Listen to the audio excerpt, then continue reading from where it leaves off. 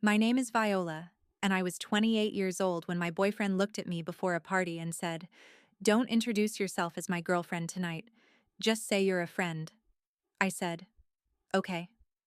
Less than an hour later, when someone asked who he was, I smiled and said, "Ethan? He's someone I used to date." He pulled me aside furious. I looked him straight in the eyes and said, "You wanted honesty. We're done." Ethan and I had been together just over 2 years. We met through mutual friends at a game night. He was a graphic designer, outgoing and funny, the kind of man who could turn a boring Tuesday into something spontaneous. I was the steady software engineer who planned weekend trips 3 weeks ahead and actually remembered reservation times. From the beginning, I was completely committed. 6 months into dating, Ethan lost his job. I helped cover his rent for 2 months, cooked meals when money got tight, and helped rebuild his design portfolio until he started landing freelance clients. Later, I turned down a promotion because it required relocating. Ethan said he wasn't ready to move. I chose him. Back then, I thought that was what love meant. Eventually, though, the little comparisons started. We'd watch some travel documentary and Ethan would sigh. "That's the kind of life I want. Everything with us is so predictable." Then there was Jenna. She worked with him on freelance projects and seemed to exist entirely through airport photos, gym selfies, rooftop parties, and motivational captions about choosing experiences. Ethan liked almost everything she posted. At first, I didn't care. Then he began canceling plans for work drinks whenever Jenna's crowd was going. One night, I caught him laughing at messages from her. "Something funny?" He locked his phone. "Just Jenna being stupid." The messages weren't explicit, but they were flirty. When I mentioned that, Ethan rolled his eyes. "God, Viola, it's banter. Don't be insecure." So I ignored my instincts. For our second anniversary, I planned a cabin weekend upstate. Hiking, wine, no phones for most of the trip. For 3 days, Ethan seemed like the man I had fallen in love with again. A week later, he was distant. Fewer messages, more nights out. I started wondering what I was doing wrong. Then came Lisa's birthday party. About 50 people in a rented city loft. Mutual friends, music, drinks, and several people from Ethan's work circle. That afternoon, we were getting ready in our bedroom. I was putting on my shoes while Ethan adjusted his shirt in the mirror. "Hey," he said casually. "Yeah?" "When we get there, don't introduce yourself as my girlfriend." I stopped. "What?" "Just say you're a friend." He didn't even turn around. "Why?" "Jenna and some work people might be there. I don't want office gossip making things awkward." I stared at him. "We've been together 2 years. It's one night, Viola." Then he smiled. "Labels are restrictive anyway. Keep it light." Something inside me went very quiet.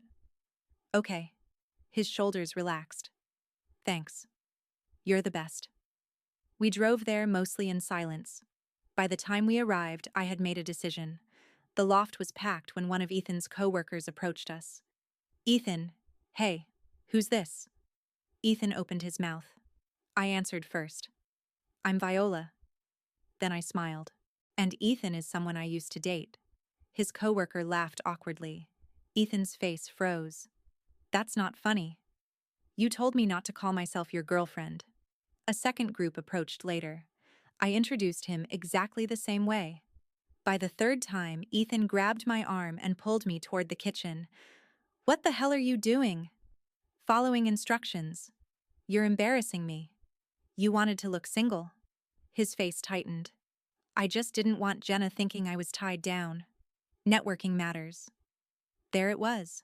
Not office gossip. "Jenna." Then Ethan added, "It's not like I'm cheating or anything. Yet." He stopped. Too late. I looked at the man I had supported, sacrificed for, and trusted. And suddenly, I wasn't confused anymore. "You wanted honesty," I said. His expression changed. "We're done." Then I walked out of the party without looking back. The drive away from the party felt unreal. My hands were steady on the steering wheel, but everything inside me was shaking. 2 years of memories kept flashing through my head. Ethan laughing in my kitchen. Ethan asleep beside me on road trips.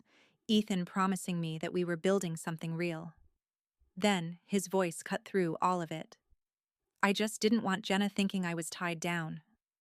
That sentence did more damage than any confession could have. By the time I reached my apartment, I had already blocked his number.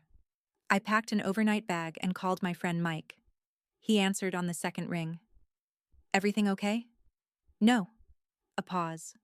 Come over. Mike had warned me about Ethan more than once. Not aggressively, just little comments like, "You're doing a lot of sacrificing for someone who always seems to need more." But when I arrived, he didn't say "I told you so." He handed me a controller, ordered food, and let me sit there until I was ready to speak. That night, I kept replaying the relationship, helping Ethan through unemployment, covering rent, rebuilding his portfolio, turning down that relocation opportunity, planning our anniversary trip. Every sacrifice had felt mutual when I made it. Now I wondered whether Ethan had simply learned that I would keep giving. The next morning, he tried calling from another number. I ignored it. Then came messages through email. Viola, you completely overreacted. Then, I didn't mean anything by the Jenna comment. Then, can we please talk like adults? I almost responded. Instead, I waited until Ethan was at work, returned to the apartment, packed everything that belonged to me, and left my key on the kitchen counter. No letter, no dramatic goodbye. He had already received one. For the next week, I stayed with Mike. I took time off work, but not to collapse. I needed quiet. I started running every morning because physical exhaustion made it harder to obsess. I went back to the gym. Then I did something I should have done much earlier. Therapy. I wanted to understand why I had ignored so many warnings, why being called boring had made me question my worth, why Ethan's comparisons to Jenna had pushed me to change myself rather than question his disrespect. My therapist asked me something during our third session.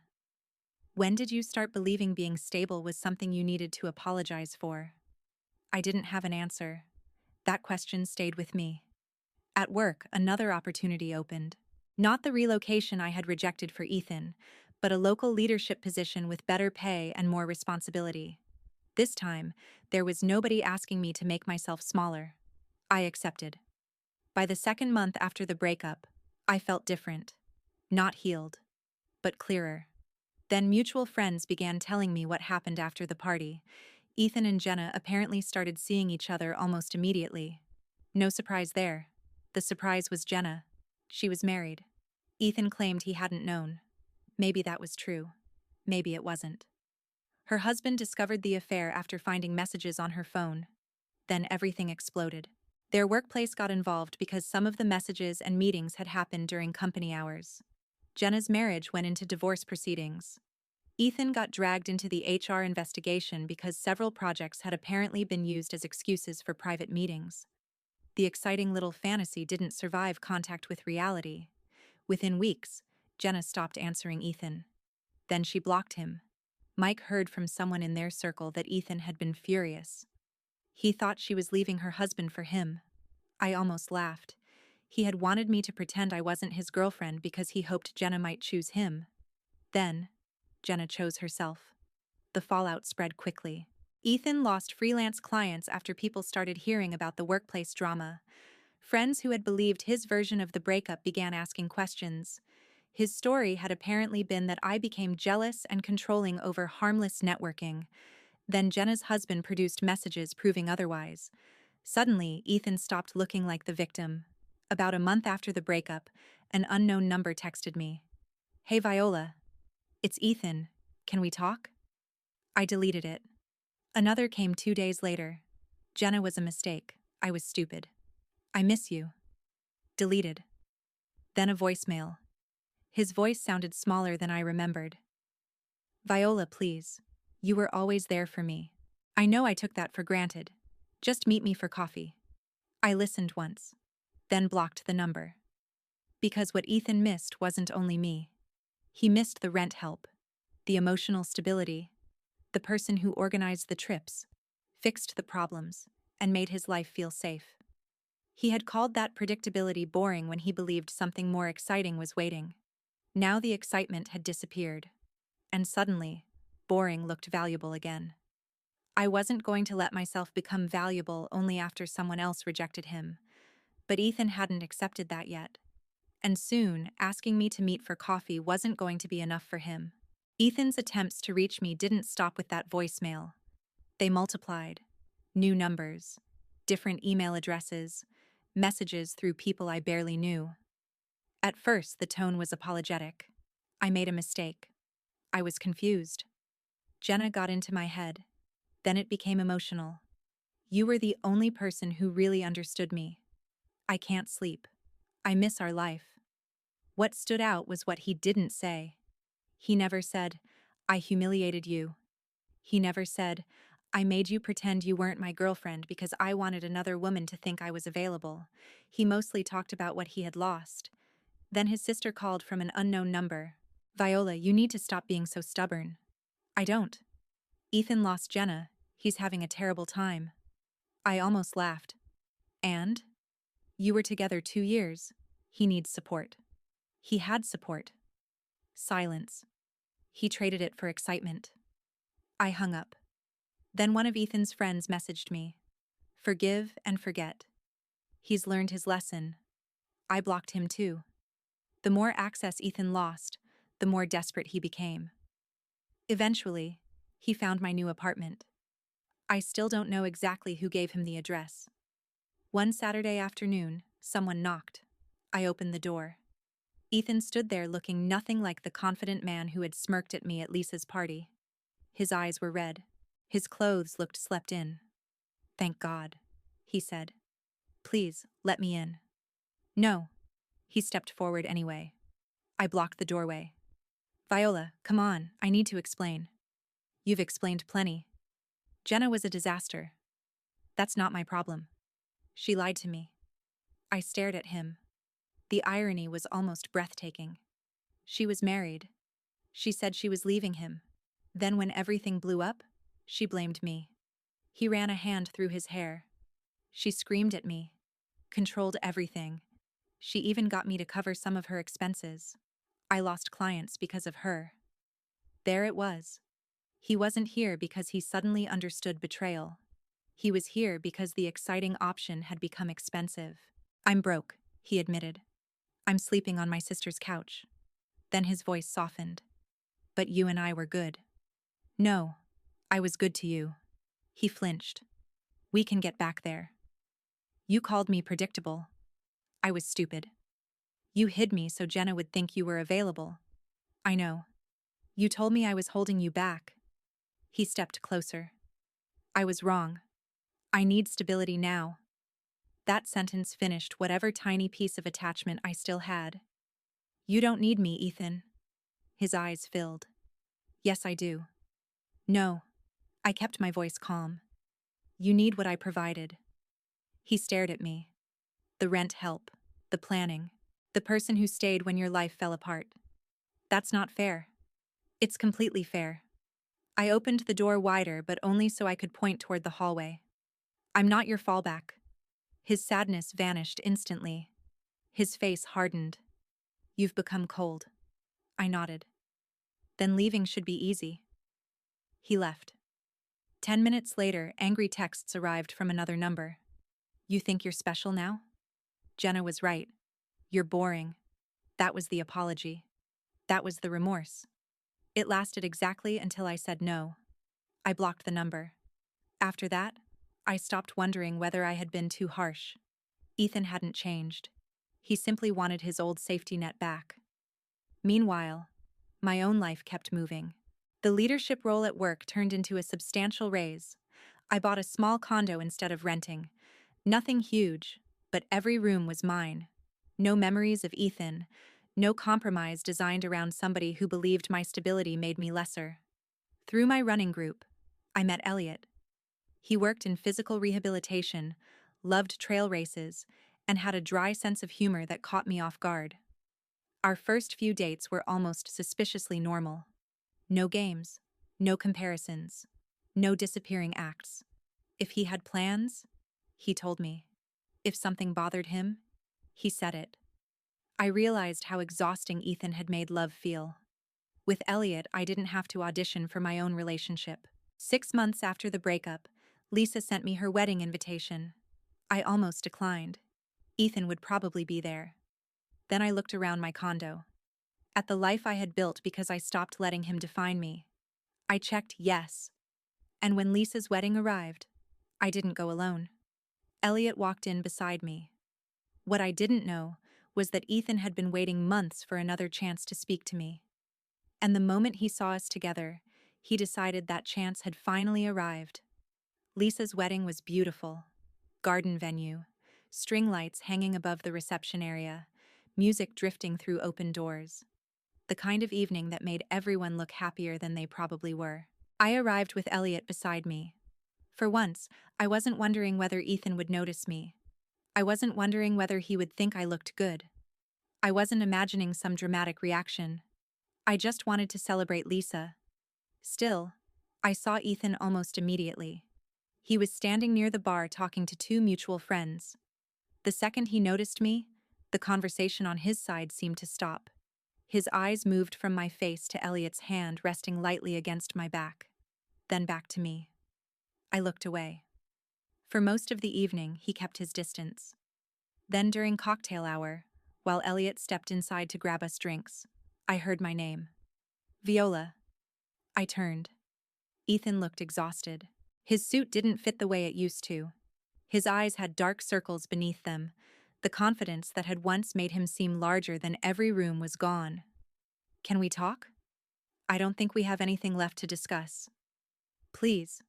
5 minutes. I glanced toward the doorway. Elliot was watching from inside. I gave him a small nod. He understood. Ethan and I walked onto a quiet patio behind the venue. For a few seconds, neither of us spoke. Then Ethan exhaled. I know I've been awful. I waited. Jenna destroyed me. There it was again. Not I destroyed us. Jenna destroyed him. She lied about everything, he continued. Her marriage, her finances, her plans. That sounds difficult. He looked frustrated by my calmness. I lost work because of her. Friends stopped talking to me. I've been sleeping at my sister's. I know. His eyes narrowed. People told you? People talk. He looked toward the reception through the glass doors. I've been in therapy. Good. I finally understand what I did. I studied him. Do you? Yes. His voice cracked. You were the best thing in my life. 6 months earlier, those words might have destroyed me. Now they barely moved anything. You were stable, he continued. Kind, loyal. You always showed up. The same qualities he once called boring. I threw that away because I thought I needed something exciting. You did. I was stupid. Yes. He stepped closer. We could start over. No. He blinked. Viola, please, I've changed. I hope you have. Then why won't you even try? I looked through the glass. Elliot was speaking with Lisa's brother, giving me space without hovering. Because that was what respect looked like. You didn't just make a mistake, Ethan. I know. You asked me to erase our relationship in public so another woman would believe you were available. His face tightened. You compared me to her for months. You let me think I was insecure when my instincts were right. I'm sorry. And when she rejected you, suddenly, everything you mocked about me became valuable. That's not fair. It's exactly fair. His desperation flashed into irritation. So this is because of him? He nodded toward Elliot. No. You replaced me. I almost smiled. You really still think everything revolves around whether someone chooses you? His face reddened. He'll get bored with you too. There it was. The anger beneath the apology. He caught himself, then corrected bitterly. He'll realize you're nothing special. I remembered our last conversation at Lisa's birthday party. Labels are restrictive. Maybe we're incompatible. I nodded slowly. You know what, Ethan? You were right about one thing that night. He stared at me. We aren't compatible. I turned toward the reception. Viola. I stopped. You're really just done? I looked back once. You made me a secret because you wanted to look single. Then I smiled faintly. Now you actually are. I walked inside. Elliot handed me my drink without asking what Ethan had said. You okay? Yeah. And for once, I meant it. Later that night, Ethan left early. I stayed. I danced with Elliot beneath the string lights. I laughed with friends. I didn't check my phone. I didn't wonder what Ethan was doing. That was the real ending. Not Jenna leaving him, not his job problems, not his apologies. My victory was realizing his life no longer mattered enough to disturb mine. He wanted me hidden. He wanted freedom. He wanted something more exciting. I gave him all three, and I gave myself something better. A life where nobody had to be ashamed to call me their girlfriend.